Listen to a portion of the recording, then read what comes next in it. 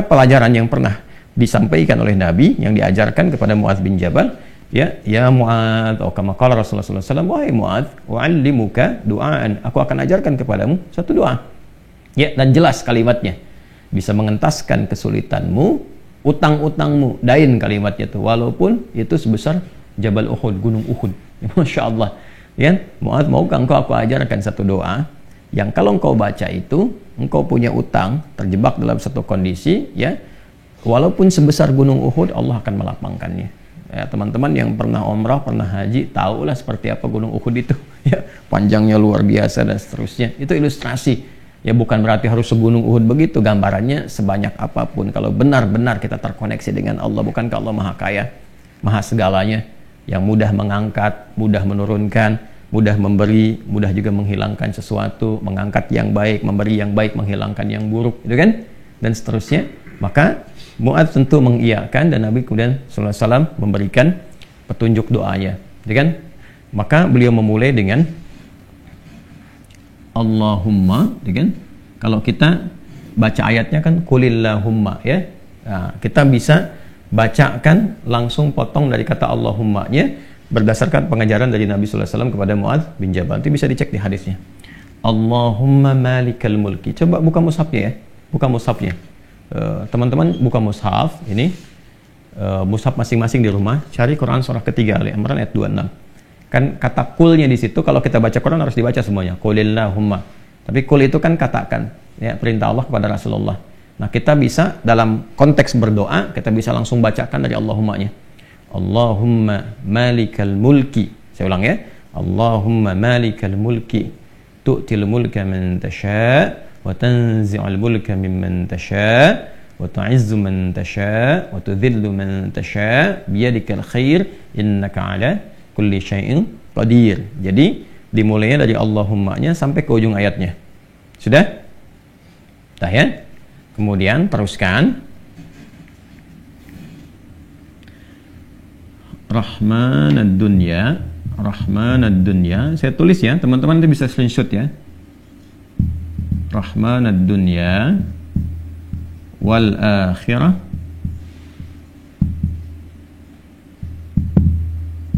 Rahmanad dunya wal akhirah wa rahimahuma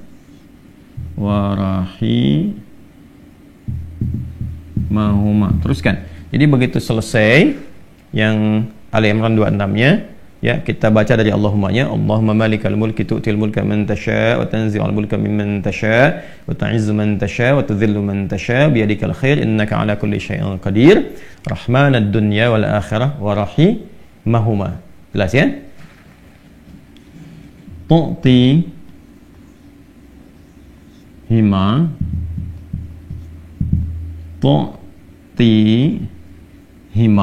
itu kan? Man tasha'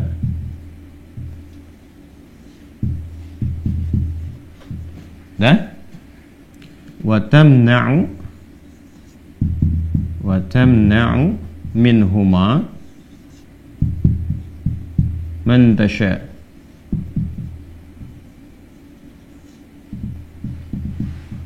Dah? Sudah?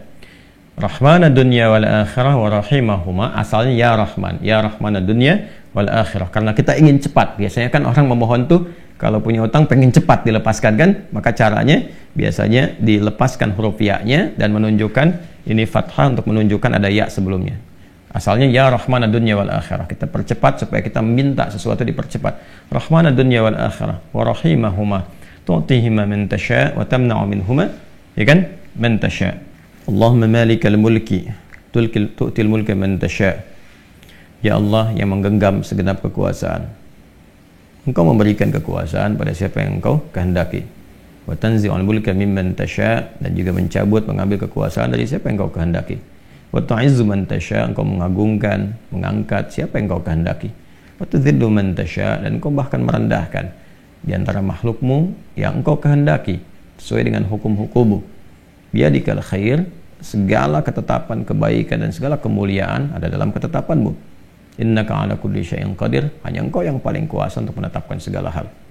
Rahmanad dunya wal akhirah. Ya Allah, yang maha pengasih, yang sempurna kasihnya dalam urusan dunia dan akhirat. Wa rahimahuma, dan sempurna kasih sayangnya dalam segala urusan dunia dan akhirat. Tutihi man tasya, engkau memberi siapapun, baik di langit ataupun di bumi, kepada siapa yang engkau kehendaki. Wa tamna'u minhum man tasya, engkau pun bisa mencegah apapun terjadi bagi siapapun makhlukmu di langit ataupun di bumi. Jadi kita mengambil dua hal nih, yang baik Allah kasih, dari yang buruk-buruk dicegah, gitu kan?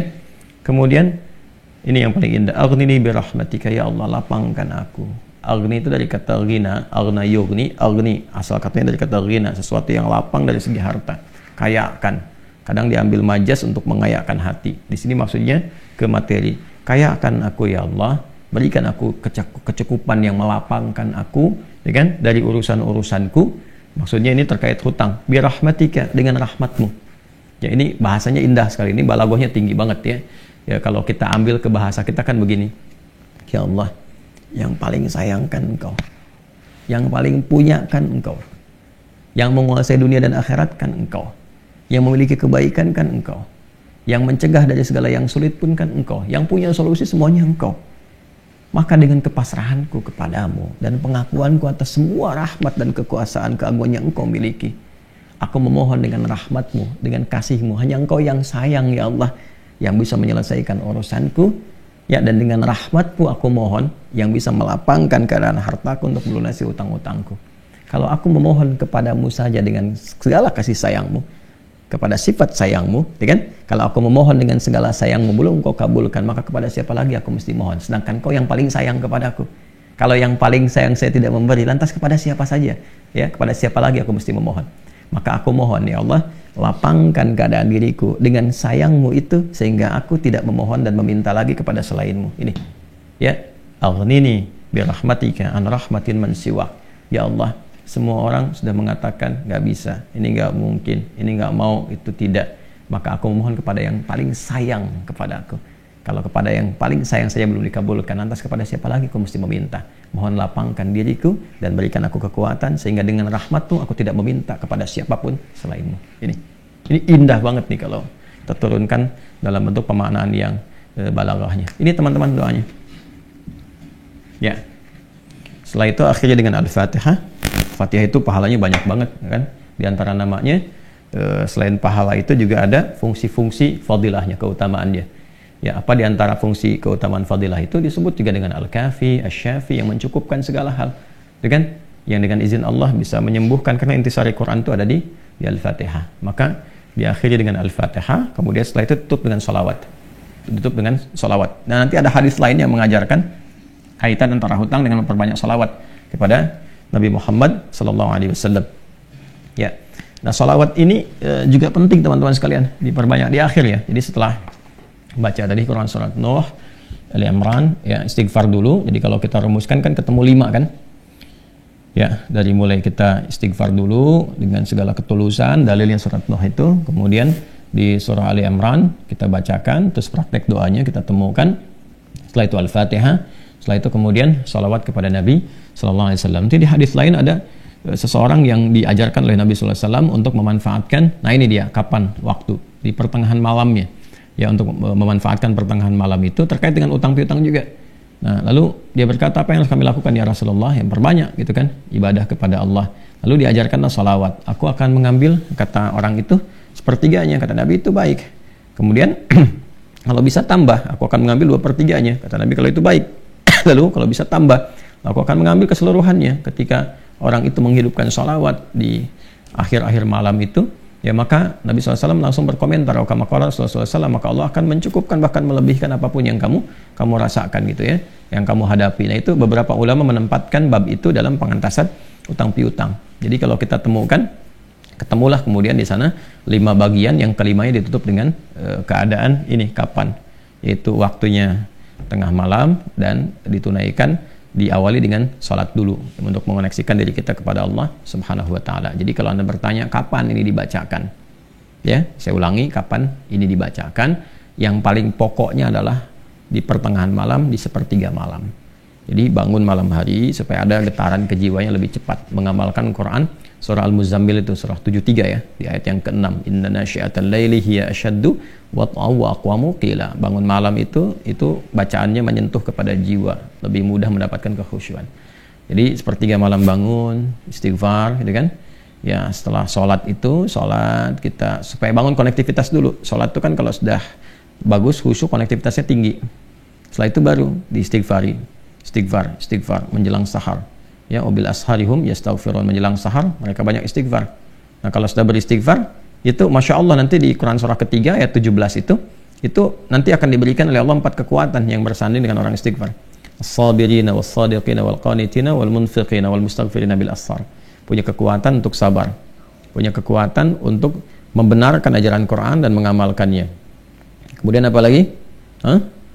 Qanitin, khusyuk ibadah. Orang yang biasa bangun malam istighfar di ujung malam tuh lebih khusyuk ibadahnya. Nanti wal munfiqin, bisa jadi rajin infak, setara itu. 4 itu bisa setara. Jadi orang yang istighfar, pemahaman pertamanya bisa setara amalnya dengan orang yang rajin infak, yang khusyuk ibadah, orang yang membenarkan isi kitab dan mengamalkan, serta orang sabar. Pemahaman berikutnya adalah mendapatkan 4 keutamaan ini. Bisa rajin infak. Bagaimana bisa infak kalau nggak ada yang diinfaki?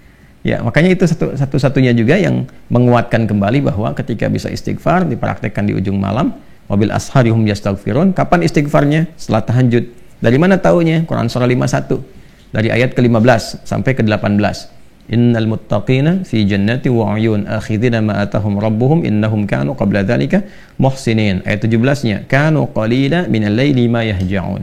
Kan mereka itu orang-orang yang sedikit tidurnya, maksudnya menghidupkan malam, rajin tahajud. Setelah itu apa? Wabil asharihum yastaghfirun. Menjelang waktu sahar, sepertiga malam ke waktu sahar, ya dekat-dekat ke fajar, dia banyak istighfar. Nah, saat istighfar itulah dia dapatkan sampai hatinya khusyuk, baru bacakan ini. Ya Allahumma malikal mulki tu'til mulka man tasha' wa tanzi'ul mulka mimman tasha' wa tu'izzu man tasha' wa tudhillu man tasha' biyadikal khair innaka 'ala kulli syai'in qadir. Rahmanad dunya wal akhirah. Itu tulisan ke sana. Wa rahimahuma tu'tihuma man tasha' wa tamna'u minhum man tasha'. Kemudian teruskan langsung ke bawah. Aghnini bi rahmatika an rahmati man siwak. Minta kepada Allah. Ya, setelah itu boleh sertakan kemudian bahasa-bahasa kita minta. Terus baca Al-Fatihah, tutup dengan salawat kepada Rasulullah sallallahu alaihi wasallam. Ya, itu dibiasakan. Nah, sampai mendapatkan kekuatan, tapi bukan berarti tidak berikhtiar. Setelah itu ikhtiar tetap. Ya, tetap berikhtiar. Ya, bagaimana cara berikhtiarnya? Ya, itu bisa kita bekerja dengan baik. Kalau nggak ada modal sama sekali, misalnya kita berikhtiar dulu dengan amal kebaikan. Datang ke masjid, berusaha rapi-rapi, gitu kan? Kemudian kita lihat ke DKM-nya, misalnya mengajukan dulu permintaan. Nggak usah banyak-banyak pinjamnya. Pinjamlah misalnya 100.000, 200.000 atau 500.000. Kemudian setelah itu cari peluang-peluang, misalnya di majelis-majelis ilmu kan banyak orang belajar itu. Ya, belilah modal tertentu, beli makanan atau minuman. Terus kontak ke DKM-nya, sampaikan. Ya, supaya nanti ada sinergi antara jamaah dengan yang dagang. Bicara dengan baik-baik sehingga nanti diumumkan. Ustadznya juga menyampaikan, berikan kelapangan kepada teman-teman yang sedang misalnya mencari rezeki berjualan, dapat dari situ, tambahkan lagi berdoa. Bisa jadi tiba-tiba Allah berkehendak menggerakkan orang-orang tertentu yang baik dan sebagainya. Ya kan? Jadi bukan datang ke ustadz untuk melunasi utangnya. Saya lihat beberapa teman-teman tuh kalau minta, saya terjebak riba gini, gimana solusinya? Mau minjam, mau minta dilunasin. Teman-teman saya itu udah tugasnya ngajar. Kalau antum tanya doang saya jawab, tapi ya, kalau urusan dunia carilah gitu kan, terkait dengan dunianya. Bisa antum ke Basnas, bisa ke bagian DKM masjid, bisa ke teman-teman pengusaha yang muslim yang baik-baik ya. Kalau saya kan ngajar gitu. Ya, kalau ada alhamdulillah, kalau ada.